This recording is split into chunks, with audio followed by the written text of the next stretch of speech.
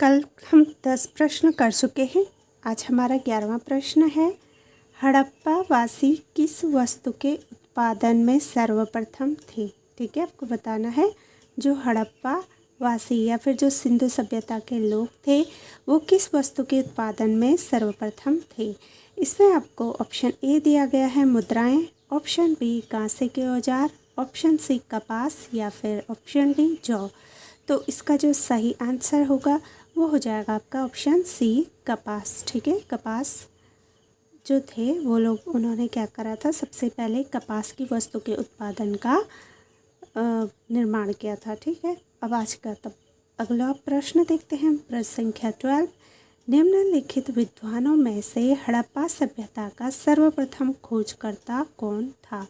केवल हड़प्पा सभ्यता की बात कर रहे हैं हम, तो उसके खोजकर्ता यानी कि हड़प्पा सभ्यता की खोज किसने की थी सबसे पहले। ठीक है, ऑप्शन ए है Sir John Marshall, option B R D Banerjee, option C A Cunningham या फिर लास्ट ऑप्शन डी है आपका दयाराम साहनी। तो कौन है इसमें सही आंसर। इसका जो राइट आंसर होगा वो हो जाएगा आपका ऑप्शन डी दयाराम साहनी जी। ठीक है, इन्होंने क्या करा था, हड़प्पा सभ्यता का सबसे पहले खोज की थी। अब देखिए आज का अगला प्रश्न है प्रश्न संख्या 13, 13वां प्रश्न है, सिंधु सभ्यता का पतन नगर। ज़्यादातर कहीं पे पतन नगर दे देता है क्योंकि बच्चे बंदरगाह काफ़ी बार एग्ज़ाम में देख चुके हैं, तो वो पतन नगर भी दे सकते हैं। तो पतन नगर और बंदरगाह एक ही बात होती है। ठीक है, तो आपको बताना है कि सिंधु सभ्यता का पतन नगर या फिर बंदरगाह कौन सा था। ऑप्शन ए है Kalibangan, option B Lothal, option C Ropar या फिर लास्ट ऑप्शन डी है मोहनजोदड़ो। तो इसका जो सही आंसर है वो हो जाएगा आपका लोथल। ठीक है, लोथल क्या था, सिंधु सभ्यता का सबसे बड़ा भी था ये लोथल और बंदरगाह भी था। ठीक है, तो लोथल क्या है, एक बंदरगाह है सिंधु सभ्यता से। यहाँ से आपको जो व्यापार है, व्यापार के बहुत ज़्यादा साक्ष्य देखने को मिलते हैं। ठीक है, लोथल व्यापार के मामले में भी सबसे आगे था सिंधु सभ्यता का जो लोथल था। अब आज का हम 14वां प्रश्न देखते हैं। देखिए 14वां जो हमारा प्रश्न है कि पैमानों की खोज ने यह सिद्ध कर दिया है कि सिंधु घाटी के लोग माप और तोल से परिचित थे। यह खोज कहाँ पे हुई थी। तो ऑप्शन ए है Kalibangan, option B Harappa, option C Chanhudaro या फिर लास्ट ऑप्शन डी लोथल। तो जल्दी से आप लोग बताएं इसका सही आंसर क्या होगा। तो देखिए जैसे कि मैंने आपको बताया था कि जो लोथल था वो क्या था, एक व्यापार का बहुत बड़े साक्ष्य यहाँ से देखने को मिले थे। तो जो पैमाने की खोज हुई थी वो भी आपको कहाँ देखने को मिलेंगे, लोथल में ही मिलेंगे। तो ऑप्शन डी बिल्कुल सही हो जाएगा, लोथल। और अगर पूछे कि कितने वॉट के यहाँ पे जो भार नापने के लिए यूज़ होते हैं, जो वॉट होते हैं मिले, तो वो एक जो वॉट था वो 16 केजी का था। तो मतलब अगर कुछ भी आपको ख़रीदना है तो आपको 16 केजी का ही ख़रीदना पड़ेगा। अगर 16 से ज़्यादा ख़रीदना है तो फिर 16 के जो दुगना होता है 16 टू जा होएगा 32। तो 32 केजी का ही आप खरीद सकते हैं। तो यहाँ पे जो पहली बार जो खोजा गया था नाप तोल के लिए वो यहीं पे मिला था लोथल में, और कितने केजी का मिला था, तो 16 केजी का। ठीक है, अब आज का हम 15वां प्रश्न देखते हैं। देखिए 15वां प्रश्न है, हड़प्पा कालीन समाज किन वर्गों में विभक्त था। तो देखिए इसमें ऑप्शन की वैसे ज़रूरत आपको होनी नहीं चाहिए, फिर भी मैं बता देती हूँ।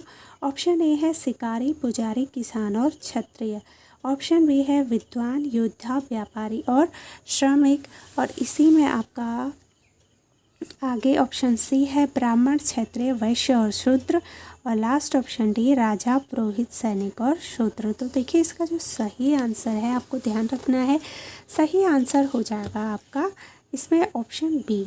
ठीक है, ये आप देख सकते हैं, ये है ऑप्शन बी। तो ऑप्शन बी बिल्कुल सही हो जाएगा, विद्वान, योद्धा, व्यापारी और श्रमिक। ठीक है, तो इन कैटेगरी में वर्गों को विभक्त किया गया था हड़प्पा सभ्यता में।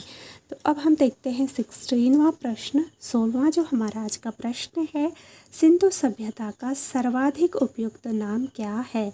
ऑप्शन ए हड़प्पा सभ्यता, ऑप्शन बी सिंधु सभ्यता, ऑप्शन सी सिंधु घाटी सभ्यता या फिर ऑप्शन डी इनमें से कोई नहीं।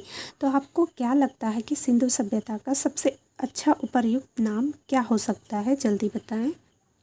तो देखिए जो इसका सही आंसर होगा वो आपने कई जगह देखा होगा, सिंधु सभ्यता या फिर क्या लिखा रहता है, हड़प्पा सभ्यता। तो इसका उपयुक्त नाम क्या होगा, हड़प्पा सभ्यता। तो 16वें का ऑप्शन ए बिल्कुल सही हो जाएगा। अब देखिए हमारा 17वां प्रश्न है, 17वां प्रश्न है। आप देख सकते हैं कि निम्नलिखित में से कौन से जो लक्षण है वो सिंधु सभ्यता के लोगों का सही चित्रण करते हैं।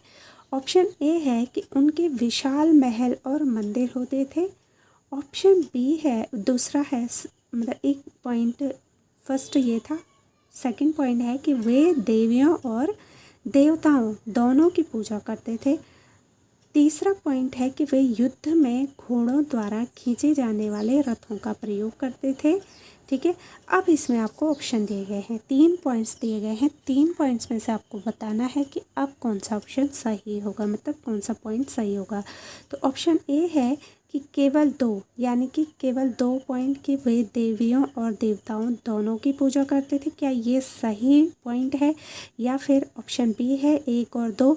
एक तो ये है कि उनके विशाल महल और मंदिर होते थे, क्या ये 1 और 2 दोनों सही हैं।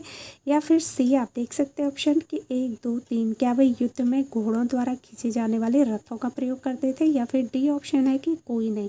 तो देखिए आप ध्यान से देखेंगे तो अगर देखिए फर्स्ट हम मानते हैं कैसे, लेकिन ये गलत होगा क्योंकि उनके विशाल महल और मंदिर नहीं होते थे, महल नहीं होते थे। जो सिंधु सभ्यता थी वो क्या थी, एक नगरीय व्यवस्था थी। ठीक है, और वे युद्ध में घोड़ों द्वारा खींचे जाने वाले रथों का भी प्रयोग नहीं करते थे क्योंकि उस टाइम पे इतना नहीं डेवलप हुआ था कि वो इनका प्रयोग करें। तो इसमें जो सही आंसर होगा तो वो दूसरा वाला पॉइंट यानी कि केवल ए। तो ए ऑप्शन क्या हो जाएगा, इसमें सही हो जाएगा कि वे देवियों और देवताओं दोनों की पूजा करते थे। देवियों में जहाँ पे अगर आपने पढ़ा है अच्छे से सिंधु सभ्यता तो आपने देखा होगा कि वो मातृ देवी को ही क्या करते थे, मानते थे, मातृ देवी की पूजा करते थे। और देवताओं में किसकी पूजा करते थे, शिव की पूजा करते थे। ठीक है, पशुपतिनाथ जो कि शिव को ही कहा जाता है, तो देवताओं में वो, तो ये ऑप्शन बिल्कुल सही हो जाएगा। ये जो दूसरा पॉइंट है कि वे देवियों और देवताओं दोनों की पूजा करते थे। ठीक है, अब हम 18वां प्रश्न देखते हैं। देखिए हमारा 18वां प्रश्न है कि हड़प्पा सभ्यता की खोज किस वर्ष में हुई थी। आपको बताना है कौन सा ऐसा ईयर था जब हड़प्पा सभ्यता यानी कि सिंधु जो सभ्यता है उसकी खोज हुई थी। तो ऑप्शन ए है 1935 ईस्वी में, ऑप्शन बी 1942 ईस्वी में, ऑप्शन सी है 1901 ईस्वी में, या फिर लास्ट ऑप्शन डी 1921 में।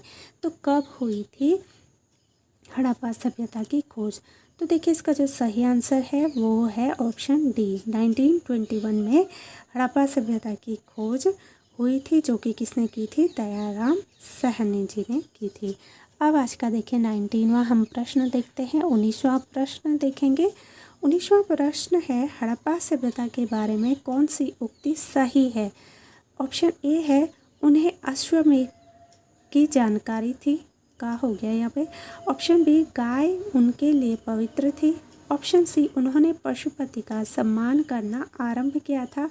या फिर लास्ट ऑप्शन डी उनकी संस्कृति सामान्यतः स्थिर नहीं थी। तो आप बताइए, क्योंकि हम डिस्कस कर चुके हैं थोड़ा बहुत हड़प्पा सभ्यता के बारे में, तो आपको क्या लगता है कि कौन सा ऑप्शन सही होगा, ज़रूर कमेंट करके बताएं।